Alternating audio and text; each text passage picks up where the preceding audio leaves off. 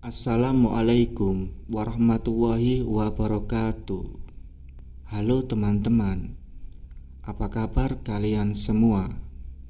Aku harap kalian semua dalam keadaan sehat dimanapun kalian berada dan dilancarkan segala urusan kalian. Selamat datang di channel Lentera Sunyi. Cerita pendakian Gunung Cikuray.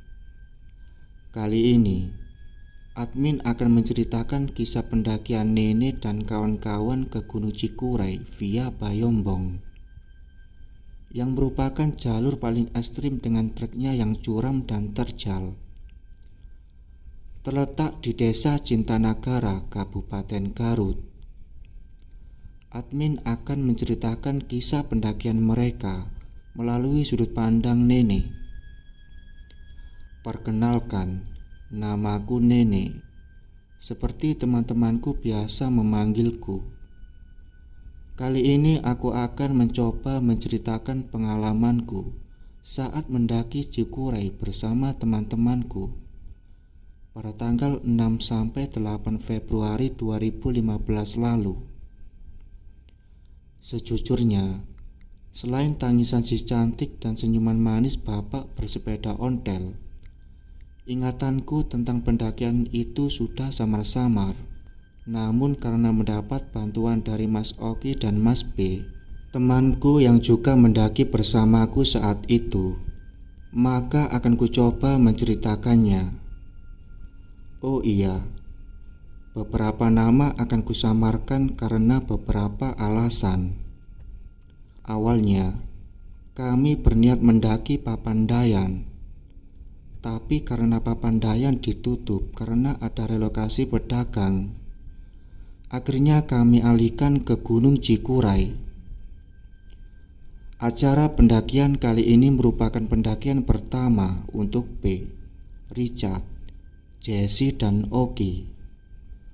Walaupun bukan pendakianku yang pertama, namun terakhir kali aku menjejakkan kakiku ke gunung 10 tahun yang lalu. Dan tiba-tiba sekarang, setelah semua tulang sudah susah diajak untuk kompromi, aku disuruh untuk hiking ke gunung, yang bikin dengkul pendaki berpengalaman sekalipun pengen nangis. Rasanya ingin sekali kubatalkan saja pendakian ini. Namun, karena teman-temanku yang lain sudah kepalang tanggung ambil cuti kerja, dan sebagian juga sudah menghabiskan tabungan di toko perlengkapan camping sepertiku, akhirnya kami putuskan untuk tetap pergi. Di tengah hiruk-pikuk rutinitas harianku, tak sempat lagi ku cari informasi tentang Cikuray. Satu-satunya hal yang ku ingat dari temanku yang pernah mendaki Cikuray adalah jangan ngecamp di puncak bayangan. Sampai akhirnya hari yang dinantikan tiba juga. Aku, Anam, P, Richard, Jesse, dan Oki berangkat dari kosan dan janjian dengan Denny di terminal Uki. Denny mengajak 3 orang temannya, Andri, yang akan jadi guide kita, serta Paras dan Wilan. Sebelum bus berangkat, aku, Anam, Richard, dan Jesse menyempatkan diri untuk mengisi perut terlebih dahulu.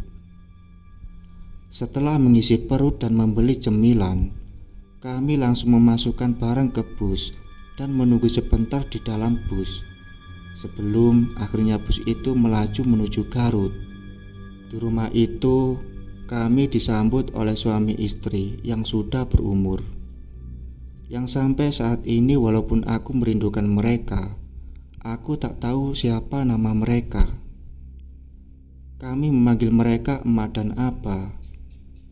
Setelah menaruh barang-barang kami, aku, Jesse, Richard, dan P mengikuti emak ke warung. Rumah yang dijadikan base camp ini tidak terlalu besar, tapi rapi dan tertata dengan api.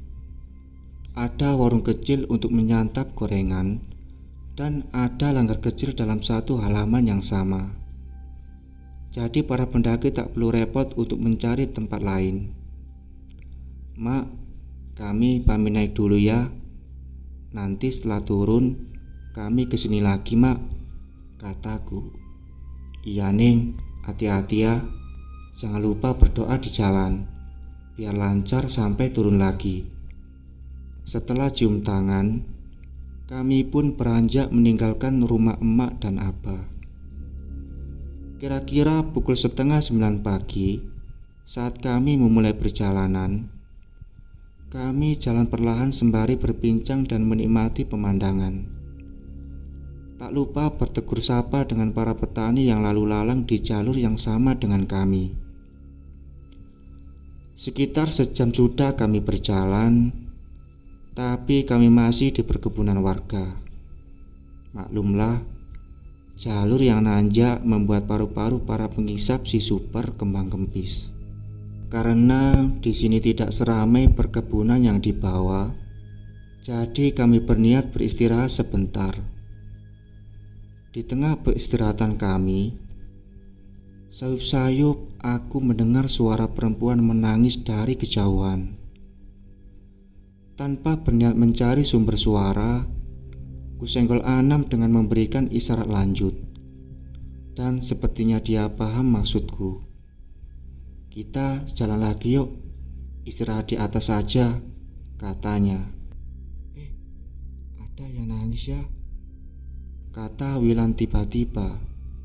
Dah, buruan lanjut, kata Richard berusaha mengalihkan. Enggak suaranya dari sebelah kanan, kiri deh, katanya sambil celingak-celinguk mencari sumber suara. Bawel loh, dah buruan lanjut, sahut Richard setengah kesal. Ya elah nih bocah, alamat ini mah, batinku dengan firasat yang sudah tak enak. Padahal sebelum berangkat, Anam sudah bilang tidak ngomong apa-apa kalau melihat atau mendengar sesuatu. Richard, Jesse, Anam, P dan Oki tahu kalau aku peka dengan hal-hal seperti itu, bahkan terlalu peka. Entah itu sebuah berkah atau sebuah masalah, aku juga tak tahu.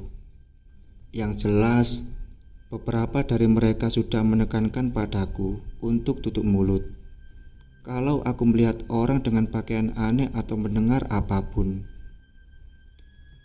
Firasat tak enakku pun akhirnya menjadi kenyataan. Setelah Wilan mencari sumber suara itu, hal yang tidak menyenangkan pun terjadi padaku.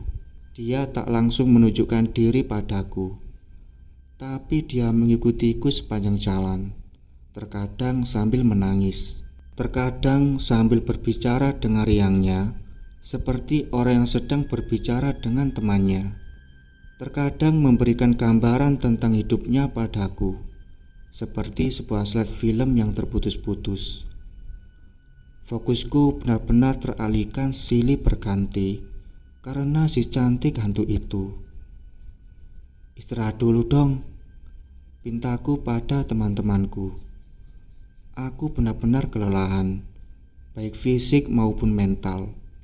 Aku pun ambil air minum dan menunggunya seperti orang tak minum seharian. Saat minum, mataku tertuju ke Jessie yang sedang asik makan coklat. Kututup botol airku sambil memperhatikan Jessie. Lalu kusenggol Anam yang berdiri di sebelahku sambil mengisyaratkan untuk lihat ke arah Jessie yang duduk tidak jauh di depanku. Anam yang paham dengan isyaratku memperhatikan Jessie sebentar. Lalu dia bilang, "Jess, bagi dong coklatnya." "Nih," jawab Jessie singkat, sembari memberikan sepotong coklat buat Anam, dan juga memberikan sepotong padaku sambil tersenyum. Anam menoleh padaku sambil menggeleng kepala, menandakan dia ragu dengan apa yang dilihatnya pada Jessie. "Cah lanang," kataku sepelan mungkin agar yang lain tak mendengar, sembari tanganku memberi isyarat kalau anak kecil itu setinggi pinggulku. "Nggak Gak mungkin Mbak Ne, kata Anam sambil berbisik. Aku cuma mengangkat bahu sambil makan coklat yang diberikan Jessie dan duduk di sebelahnya. Entah mungkin karena masih penasaran atau bagaimana, Anam mencoba meminta coklat lagi ke Jessie. Anam mau lagi? Tanya Jessie dengan gaya bicara seperti anak kecil, sembari memotek coklat yang dipegangnya, lalu menyuapkannya ke Anam. Anam yang kaget langsung melihat ke arahku sambil cengar-cengir. Saat akan melanjutkan perjalanan, Anam yang berdiri di belakangku bertanya padaku, "Kapan? Dari mana? Kok aku gak enggak ya?" "Dari kayu yang dia pegang," jawabku singkat, karena takut terdengar Oki dan P yang berjalan di depanku. Tanjakan demi tanjakan kami lalui. Perjalanan ini terasa lama sekali. Entah hanya aku yang merasa lama, atau memang karena jarak pos 1 sekarang jadi pos 2 yang memang sangat jauh dari starting point kami. Yang jelas, kami baru sampai pos sekitar jam setengah 12 siang. Cikuray via Bayombong. Waktu itu belum ada pos pantau. Perubahan pos ini kemungkinan besar terjadi setelah ada pendaki yang hilang beberapa bulan setelah pendakian kami. Di pos ini kami bertemu dengan para pendaki lain yang sudah tiba lebih dulu. Setelah menegur para pemuda dari grup itu, aku duduk di luar gubuk pos. Selain karena di dalam terlalu penuh orang, aku pun terlalu lelah karena si cantik yang menemani perjalananku, walaupun dari jarak yang agak jauh. Setelah dirasa cukup, kami melanjutkan perjalanan. Medan yang semakin terjal kami lewati. Dan seperti sebelumnya, fokusku pada trek pendakian ini silih berganti. "Mbak Jess, tunggu!" teriak Richard yang membuatku tersadar dari slide yang sedang diberikan si cantik hantu itu. Kulihat Richard yang ada di depanku sedang berusaha menyusul Jessie yang setengah berlari di tanjakan. Richard tak tahu menahu tentang anak kecil yang bersama Jessie. Namun, dia sangat yakin ada yang tidak beres dengan kekasih hatinya itu. Jessie bertubuh kurus dan kecil. Dia bisa mengangkat carrier 60 liter dengan isi full. Apalagi ditambah dia baru beberapa hari sembuh dari patah kaki. Jadi, melihat Jessie bisa setengah berlari di tanjakan membuat Richard semakin yakin ada yang tidak beres dengan Jessie. Namun dia tak berani mengutarakan apapun. Hanya bisa berusaha mengimbangi langkah Jessie walaupun ngos-ngosan. "Ayo Ki, aku pegangin," kata Jessie pada Oki. Saat itu kami melewati trek yang bagian tanahnya berjarak cukup tinggi, sehingga harus setengah memanjat sembari ditarik oleh mereka yang sudah naik duluan. "Udah, minggir, kayak kuat aja megang Mas Oki," celetuk Richard melihat Jessie aneh. "Aku kuat kok," sanggah Jessie. "Udah, aku aja," sembari menggeser Jessie ke samping dan membungkukkan badan untuk menarik tangan Oki. Tiba-tiba Oki teriak kesakitan. Tanah yang dijadikan pijakan oleh Oki blurukan, menyebabkan dia tergelincir dan cedera pada pergelangan kakinya. "Enggak apa-apa Mas?" tanya Anam. "Enggak Mas, cuma tadi kakiku kayaknya ketekuk, jadi agak sakit." "Bisa naik gak Mas? Tak gendong sini," lanjut Anam. "Wes, bentar, tak coba lagi naik sendiri," kata Oki sambil memutar-mutar engsel kakinya. "Ayo Bang Richard, coba lagi," kata Oki ke Richard. "Ayo," jawab Richard bersiap-siap menarik Oki. Oki sedang mengambil ancang-ancang untuk naik. Kulihat anak kecil itu ingin menarik lagi kaki Oki. "Mas Oki," panggilku sebelum Oki naik sambil melotot dan menggeleng pelan ke arah anak kecil itu. "Kenapa, Mbak?" tanyanya sambil menengok. Enggak jadi," jawabku. Setelah Oki naik, aku pun naik, dan terakhir Anam. Kami duduk sebentar untuk melihat keadaan kaki Oki. Setelah memastikan semuanya aman, kami pun melanjutkan perjalanan. Semakin mendekati pos 2, semakin hilang fokusku. Kepalaku semakin berat, ditambah lagi selasi cantik yang semakin membuatku tambah ingin menangis. Oki, Anam, dan bahkan P yang saat itu tak berani melihat mukaku sampai menyanyikan hampir satu jilid lagu-lagu kemerdekaan agar aku tetap semangat. Mulai dari Satu Nusa Satu Bangsa sampai Indonesia Raya, mereka nyanyikan dengan lantang. Bak paduan suara saat 17 Agustus di Istana Negara. Namun sayangnya, aku sudah tak sanggup lagi. Akhirnya kami memutuskan untuk membuat tenda darurat di pos 2. Setelah tenda dibikin, diiringi hujan yang mulai turun, para laki-laki membuat perapian untuk memasak. Sedang aku dan para perempuan menghangatkan diri di dalam tenda. Saat menunggu mereka memasak, aku sempat tertidur dan bermimpi. Di dalam mimpiku itu, aku sedang duduk di bangku di dalam sebuah gubuk yang bentuknya hampir mirip dengan gubuk yang ada di pos 1. Saat sedang duduk dan memandang entah kemana, tiba-tiba ada sepasang suami istri yang sepertinya umurnya sudah lebih tua dari emak dan abah yang ada di base camp, yang datang menghampiriku.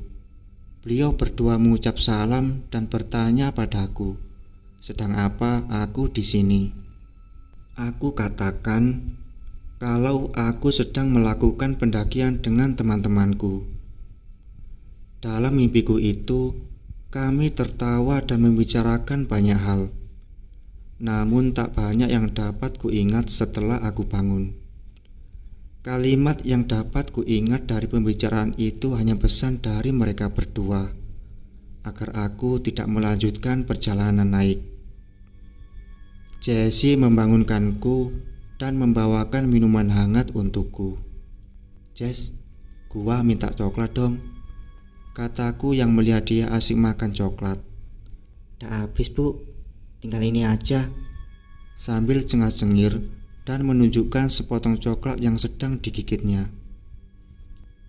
"Laper apa bagaimana lo? Di tas gua ada sekotak lagi. Tolong ya ambilin," kataku setengah ketawa. Jessie masuk lagi sambil membawa coklatku, tapi dengan muka agak cemberut. "Kenapa lu, Jess?" tanyaku. Dia menjelaskan dengan singkat dan setengah berbisik tentang kejadian di luar. Namun belum selesai dia bercerita, Paras masuk dengan membawa Indomie dan disusul Wilan. Sepertinya hujan di luar tenda semakin deras. Beberapa kali rintikan-rintikannya berhasil memasuki tenda. Jessie meminta Richard untuk menambal bagian-bagian yang bocor dengan lakban yang kami bawa. Jessie menunjuk dari dalam, sedang Richard melakukannya dari luar. Tiba-tiba Richard melemparkan lakban ke dalam tenda. "Tambal dari dalam aja, Hun," ujar dia pada Jessie. Jessie yang terlihat sedikit kaget melihat ke arahku dan tak lama tersenyum sambil membuka gulungan lakban itu. Sambil menunggu hujan reda dan menunggu kondisi badanku lebih baik, kami merundingkan untuk tetap naik atau turun. Aku yang merasa tidak enak pada mereka berkata pada mereka, jika mereka ingin melanjutkan perjalanan untuk muncak, lanjutkan saja. Aku akan menunggu mereka di sini. Tak masalah bagiku untuk menunggu mereka sendiri di sini, walaupun sebenarnya aku tak sendirian. Namun gagasanku langsung ditentang oleh Richard, Anam, dan P. Richard dan Jesse lebih memilih turun, sedang Wilan dan Paras tetap ingin melanjutkan perjalanan. Kita bisa barengan sama rombongan yang tadi naik, kata Wilan. Memang benar. Beberapa waktu yang lalu, ada rombongan pendaki yang kebetulan naik dan turun lewat jalur ini. Jika mengejar rombongan pendaki yang baru saja naik, pasti akan kekejar. Namun sepertinya Denny ragu-ragu untuk mengikuti rombongan itu, karena akhirnya dia juga memilih untuk turun. Emang berapa lagi Den buat sampai ke pos berikutnya? Tanyaku pada Denny. Kata Andri, paling lama setengah jam, Mbak. Jawabnya sambil keluar tenda. Kalau kalian mau lanjut ya nggak apa-apa, gua di sini aja sendiri, kataku pada Jesse, Wilan, dan Paras yang ada di dalam tenda. Tahu gini, jalan aja duluan sama pendaki yang naik barusan, kata Wilan sambil melihat keluar tenda. Tanpa tahu, Jesse sedang menatapnya dengan rasa tidak percaya dan kesal. Anak-anak udah setuju turun, Bu. Yang mau naik, biarin aja naik sendiri, celetuknya kesal. Paras yang mungkin merasakan aura kekesalan yang menguasai tenda, memilih untuk keluar tenda tanpa mengucapkan apa-apa. Dan tak lama Wilan pun mengikutinya keluar. Kalau mau naik ya terserah sih, cuma gua nggak nanggung kalau ada apa-apa di atas, kataku pada Jesse. Memang kenapa, Bu? Nggak apa, tapi kalau mau pada turun ya lebih bagus, ucapku pada Jesse. MP nyuruh turun, Bu. Dari tadi dia kayaknya marah. Kaget juga mendengar Jesse berbicara seperti itu. Ingin rasanya kutanya saat itu, dari mana dia tahu sosok MP yang mengikutiku.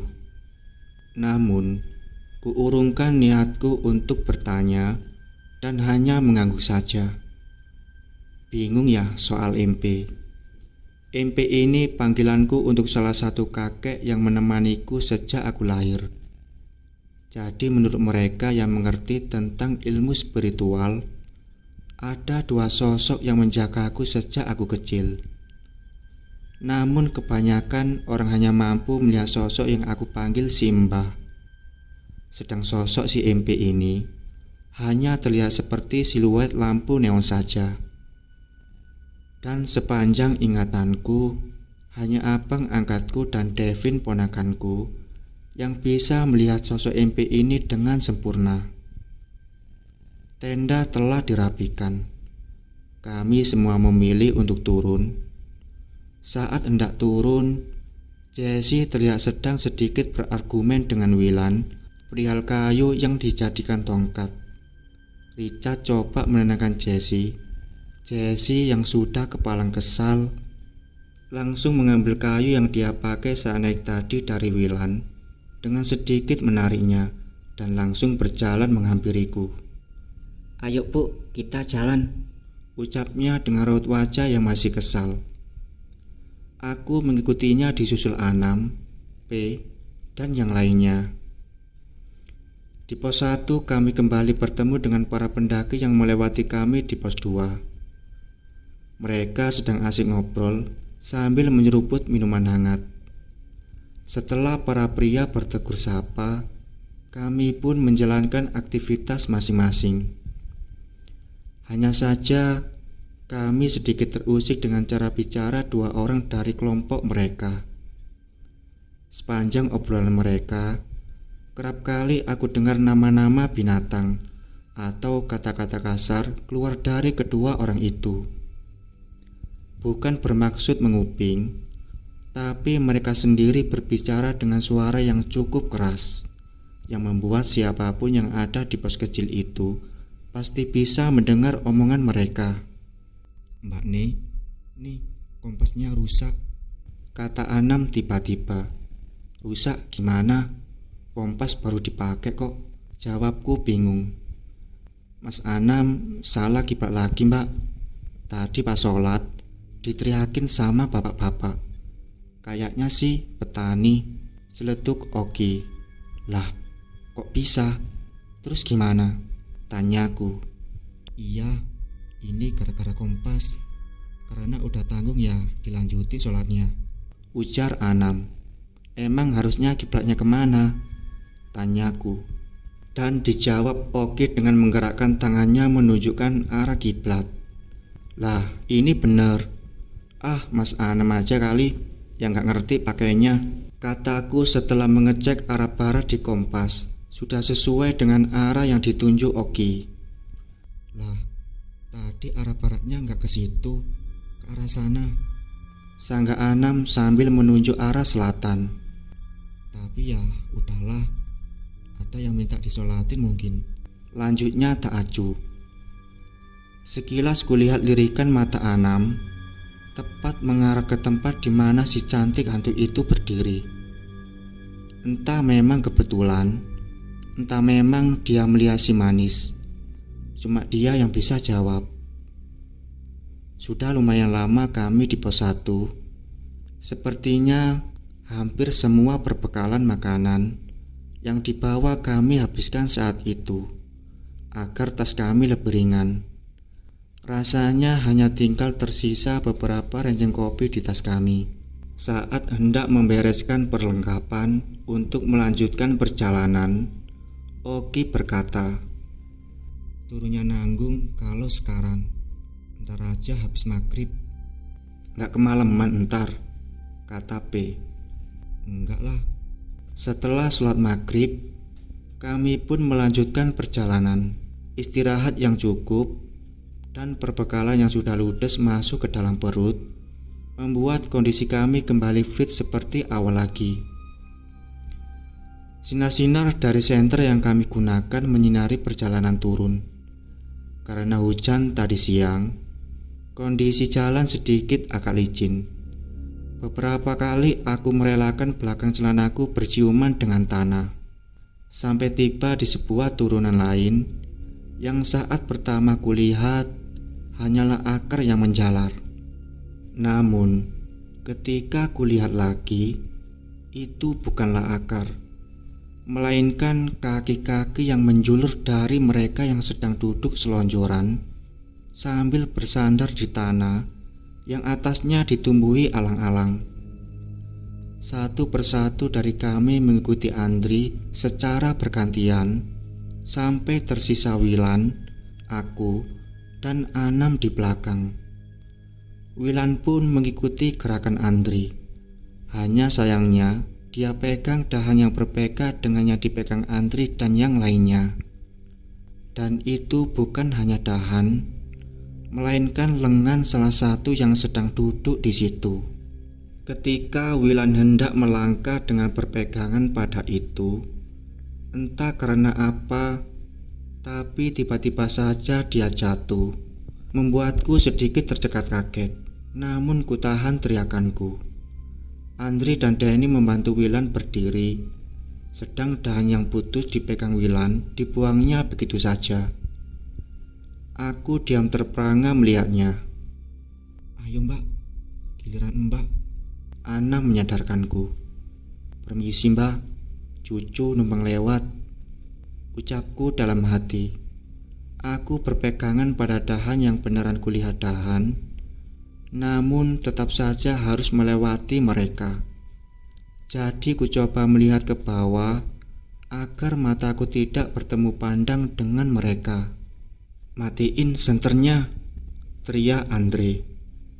Tiba-tiba setelah sekitar setengah jam kami berjalan, sontak kami pun semua berjajar merapatkan diri dan setengah bersandar pada undakan tanah yang ada di sebelah kanan kami.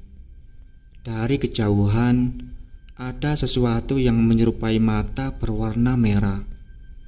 Saat semakin dekat, Andre dengan setengah berbisik meminta kami mengeluarkan pisau atau garpu yang kami bawa. Di tengah kepanikan itu, tiba-tiba handphone Richard berbunyi. Richard pun panik.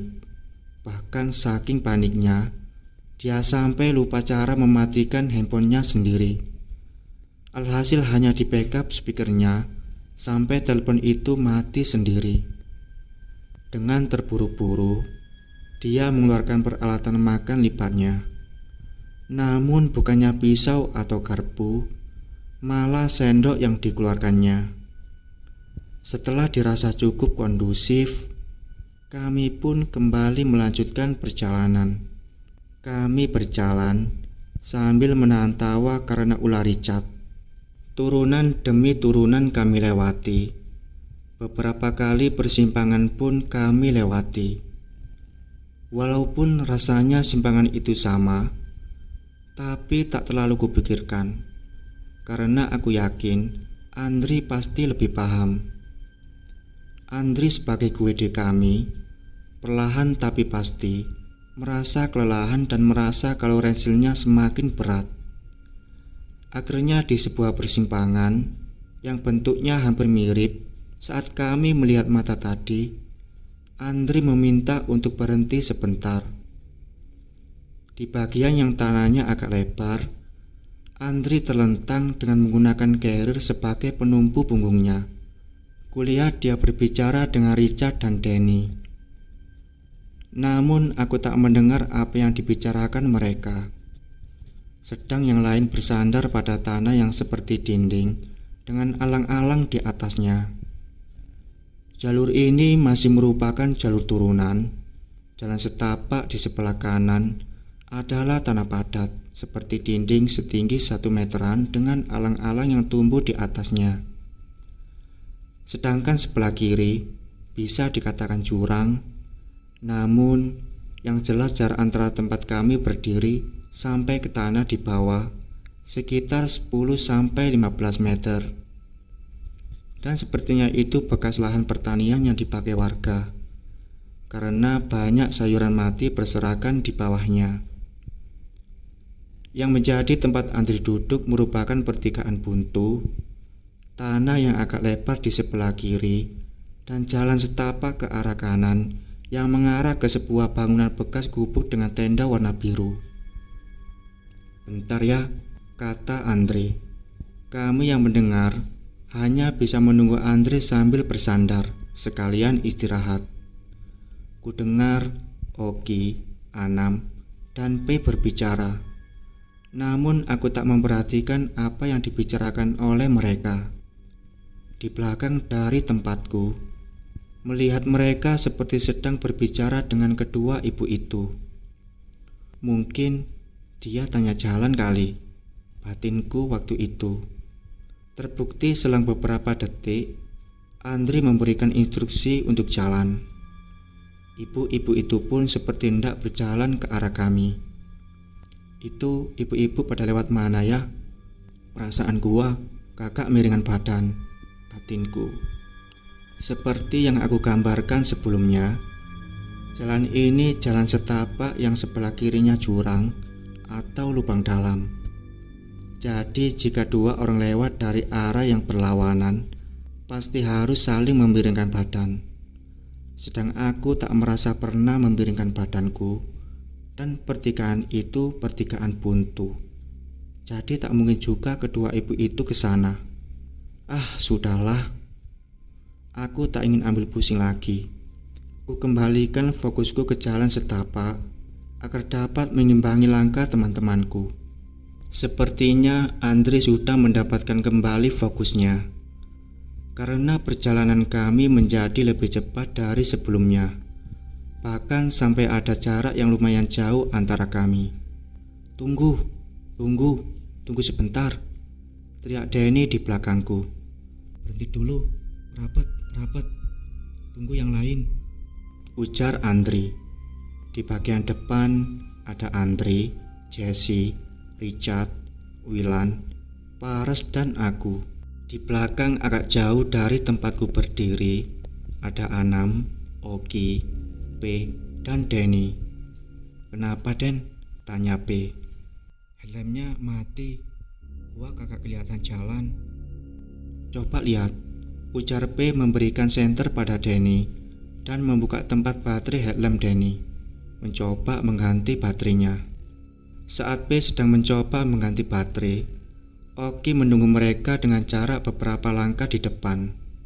Oki mendengar sebuah suara. Suara itu terdengar seperti suara napas yang berat. Tak hanya sekali didengarnya, bulu kudu Oki meremang dan membuat ingin buru-buru pergi. "Mas, kita Al-Fatihan yuk," ujar Oki pada Anam mengalihkan perhatianku. Tak lama Andre meminta kami untuk melanjutkan perjalanan turun. Sambil berjalan, pikiranku terus saja melayang ke bapak yang baru saja kutemui. Bapak-bapak di kebun kopi bawa sepeda ontel, nggak bawa senter. Keren juga batinku. Entah itu beneran bapak-bapak atau itu sama seperti mereka yang duduk di turunan sebelumnya. Aku merasa sedikit keheranan. Ya sudahlah, toh sudah lewat ini kebun kopi yang lebih mirip hutan itu, dan sudah terlihat perumahan penduduk. "Weh, Bun," ucap Richard kaget karena Jessie tiba-tiba saja menjadi lemas. Kulihat Jessie sudah membuang tongkatnya. Dia membuangnya di tempat di mana dia mengambilnya. Kulihat sekitarnya, tak jauh dari tempat itu ada beberapa makam. Sepertinya makam keluarga milik penduduk setempat. Jessie dipapa Richard selama sisa perjalanan itu. Jam 10 malam lebih sedikit, kami sampai di tempat emak dan abah. Emak dan abah yang melihat kondisi Jessie meminta kami untuk membawa Jessie ke bagian dalam warung. Yang baru kami tahu, ternyata disitulah emak dan abah biasa tidur. Abah menggelar tikar dan menaruh bantal agar Jessie bisa tidur. Emak mengambilkan selimut untuk menyelimuti Jessie. Richard memijat kaki Jessie sambil menanyakan kondisi pujaan hatinya itu. Tiba-tiba aku teringat sapu tangan yang selama ini aku bawa. Sapu tangan itu, sapu tangan yang diberikan oleh abang angkatku. Sapu tangan hitam dengan bordiran namaku dan berbordirkan berbagai asmaul husna. Sapu tangan yang selalu kubawa setiap kali aku berpergian jauh.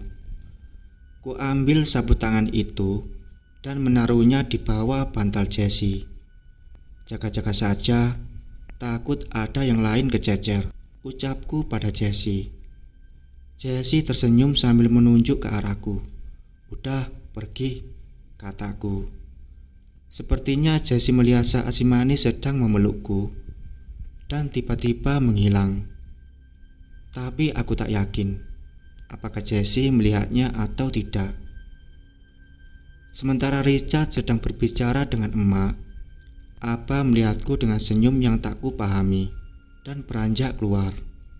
Di sini dipercayai sebagai leluhur yang ada di atas gunung, dan gak semua orang bisa melihat itu. Berarti kalian disayang sama mereka. Cuma ada satu yang mereka gak suka. Jelasnya. "Siapa, Bah?" tanyaku. Namun apa tak mau menjawab pertanyaanku. Beliau malah mengalihkan pertanyaanku. "Berapa banyak salam yang kamu ucapin?" tanya Abah. "Maksudnya, Bah?" tanyaku tak mengerti. "Kamu pas sampai di sini, permisinya sama siapa saja? Ucap salamnya ke siapa saja selain ke Prabu?" tanya Abah. Jujur saja, aku sedikit terkejut. Abah bertanya seperti itu. Dari mana dia tahu? Prabu Siliwangi, Kian Santang, Pangeran Papak, dan waliullah lainnya yang ada di Garut, Bah. Memang, saat tiba di Garut, saat berjalan ke pom bensin, aku menyempatkan diri untuk mengucapkan salam dan mengirimkan Al-Fatihah untuk mereka, seperti yang selalu diajarkan oleh almarhum ayahku. Kenapa bisa sampai mikir ke sana? Diajarkan ayah saya, Pak. Papa dulu pernah bilang, Setiap wilayah pasti ada yang menjaganya. Jadi hal yang pertama harus diniatkan adalah tawasul sama mereka. Makanya sekarang jadi kebiasaan, Bah. Oh, pantes disayang, kata Abah sambil ketawa lepas. Obrolan kami berhenti saat emak memanggil Abah untuk istirahat. Akhirnya aku pun kembali ke tempat teman-temanku tidur. Mentari sudah hampir sampai di tempat teratas saat kubuka mataku. Sekitar jam 10 lebih 45 menit pagi. Ingin rasanya ku pejamkan mata ini. Hanya saja aku malu pada kokok ayam Abah yang sedang asik mematuki tanah di halaman. Akhirnya aku paksakan untuk duduk. Kulihat teman-temanku sudah pada asik di warung. Emak bilang pada kami kalau jarang sekali Abah mau ngobrol dengan rombongan pendaki, apalagi sampai tertawa ngakak dan begadang seperti semalam. Emak pun bilang kalau rombongan kami disayang, hanya saja ada satu yang tidak disukai oleh mereka yang di atas. Ketika kami tanya siapa orangnya, emak tidak mau menunjukkan siapa orangnya. Tak perlulah kusebutkan siapa. Cukup kami yang tahu, dan cukup dengan kata untunglah bukan kuah di dalam hati, kata emak. Kulihat Abah jalan mendekat ke arah warung. Ngopi apa?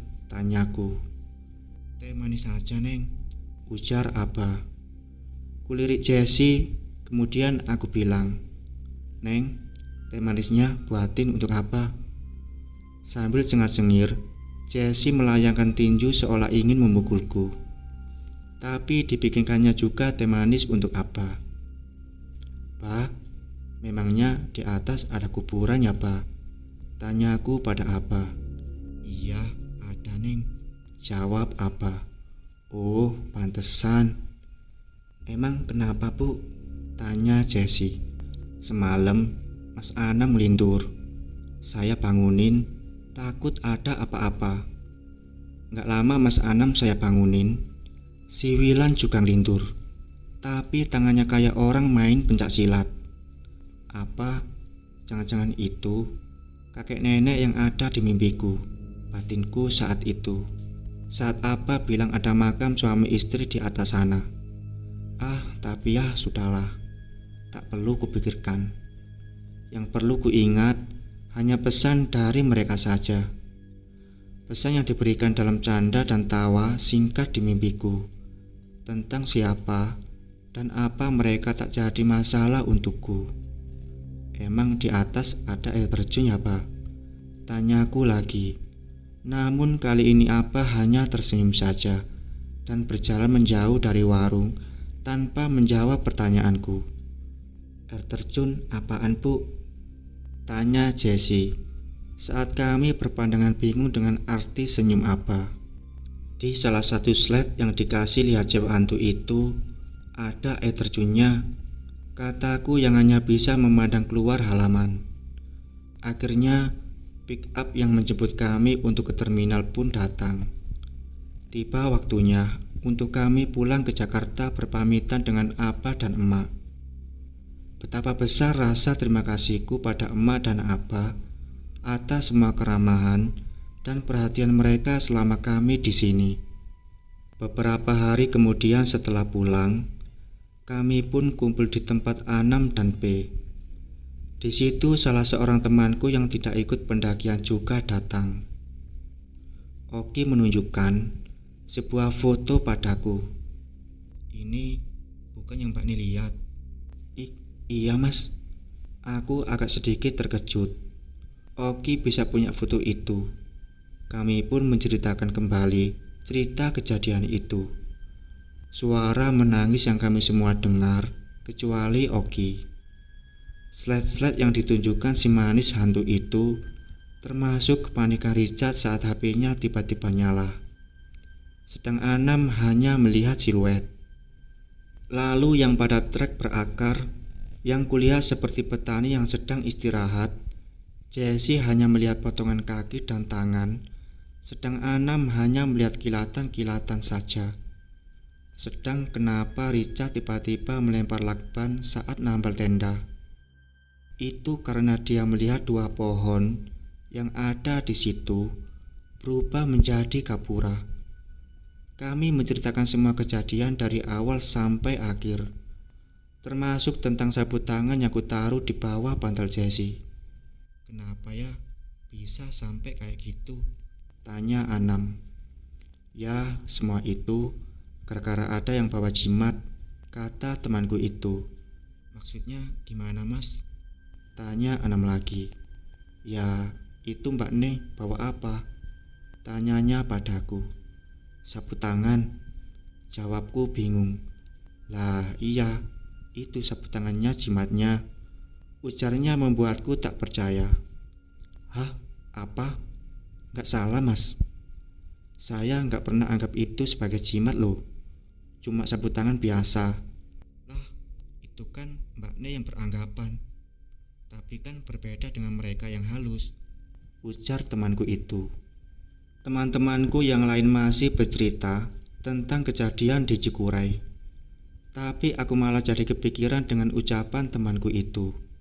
Jujurnya malah agak tersinggung karenanya. Bukan gimana-gimana.